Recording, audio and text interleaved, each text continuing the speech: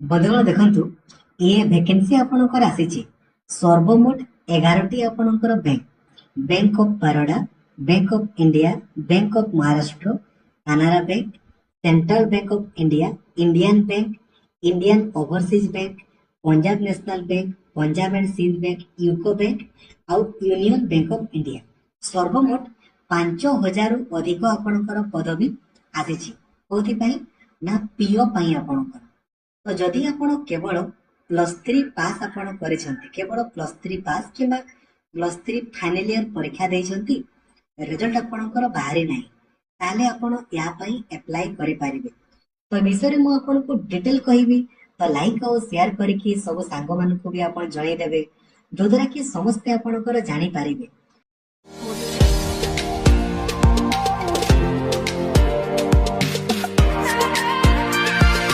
Official website होची IBPS। आपण simply Google search करेंगे IBPS, ठीक अच्छे। एटा ऑफिशियल वेबसाइट होची ibps.in। जेमिति आपण ऑफिशियल वेबसाइट को जिवे आपण देखि पारिबे, एठी आपण को शो करूची apply online for common recruitment post under PO MTS लेखा आइछि। या ऊपर आपण क्लिक करेंगे।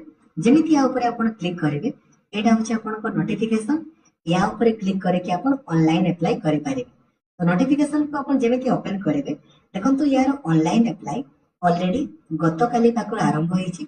लास्ट डेट आपणकर 21 जुलाई रहिछि। प्रिलिम्स परीक्षा आपणकर केबे हबो? ना अगस्त मासरे आपणकर प्रिलिम्स हे जिवो। मेन आपणकर केबे हबो? देखंतु अक्टोबर रे आपणकर मेंस हबो। ठीक अछि हैला, जानि गल। तो बहुत ही लिमिटेड समय आपणको पाखरे अछि। अप्लाई रो भी मात्र 21 दिन अप्लाई हबो। अगस्त रे आपणकर परीक्षा हे जिवो। ठीक अछि, जानिले। एबे आसु डिस्कशन हमें करबा एथिरे एज लिमिट संपर्क रे आपणकर जिबा। ता पूर्व देखंतु दरमा दरमा आपन केते मिले? बहुत अधिका अछि। 28,480 रु 95,920 टंका आपनकर पाखापाखि दरमा मिल जिवो। देखंतु बयस मिनिमम बयस आपनकर 20 वर्ष होइथिबो 1 जुलाई सुधिया। तो आपण केमिति एज कैलकुलेट करिवे? सिंपली गूगल को जिवे, सर्च करिवे एज कैलकुलेटर। जो प्रथम वेबसाइट आपनकर आसीबो ता ऊपर आपण क्लिक करिवे। जेमिति क्लिक करिवे, देखंतु एठी आपण निजर डेट ऑफ बर्थ को देले, आउ जो एज लेखा हिची एठी आपण जुलाई 1 करिवे, जुलाई 1 2025। ता सुधिया आपणकर बयस मिनिमम 20 रु 30 वर्ष हेतिबो। किंतु ST SC मानकर 5 वर्ष आपणकर बढ़ी जेबो। 20 रु 35, OBC मानकर 3 वर्ष, दिव्यांग मानकर 10 वर्ष बढ़िबो। एज लिमिट संपर्क डिस्कशन हमें कले। एबे देखंतु जदि हमें क्वालिफिकेशन आपणकर कहिबा, तो क्वालिफिकेशन आपणकर मिनिमम +3 आपण पास करथिबा दरकार। जदि आपण मिनिमम +3 आपण पास करिसंती, ताले आपण याकू अप्लाई करि पारिबे। ठीक अछि। ए डिग्री ग्रेजुएशन जेमिति आपण कंप्लीट करथिबा दरकार। परसेंटेज आपणकर किछि भी थाउ, नो प्रॉब्लम। ठीक अछि। आ आपणकर रिजल्ट 21 जुलाई सुधा जेमिति पब्लिश हेइथिबो। जो मानकर बाहरिनी सेमानकर पब्लिश हेबा दरकार। जानि गले? ठीक अछि। तो केवल पास आपणकर ग्रेजुएशन दरकार। नेक्स्ट देखंतु आपणकर परवर्ती रहिला एथिरे केते टंका एप्लिकेशन फी रहिछि देखंतु। तो हमर जो रहिले ST SC दिव्यांग एमानकु केवल 175 टंका आपणकर पड़िबो। आ बाकी जो समस्त रहिल तांकु 850 टंका आपणकर एप्लिकेशन फी पड़िबो।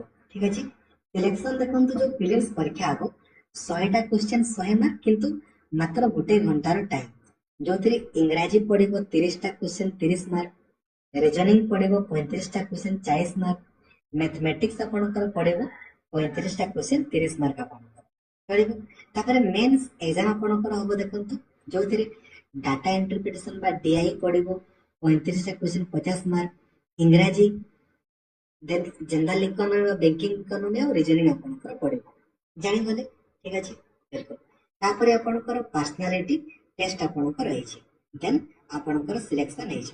ठीक अछि हैला। तापर आपणकर डिटेल सिलेबस मध्ये एथिरे मेंशन अछि। आपण याकु टिके निजे निजे पढि देबे। आ सर्वमोट वैकेंसी देखंतु ओ बैंक रे केते केते आपणकर पदवी अछि आपण देखि देई पारिबे। ठीक अछि। जानि गले? नेक्स्ट आपणकर जो परीक्षा हबो को जगह रे हबो देखंतु। हम ओडिसा रे प्रीलिम्स परीक्षा आपणकर को जगह रे हबो?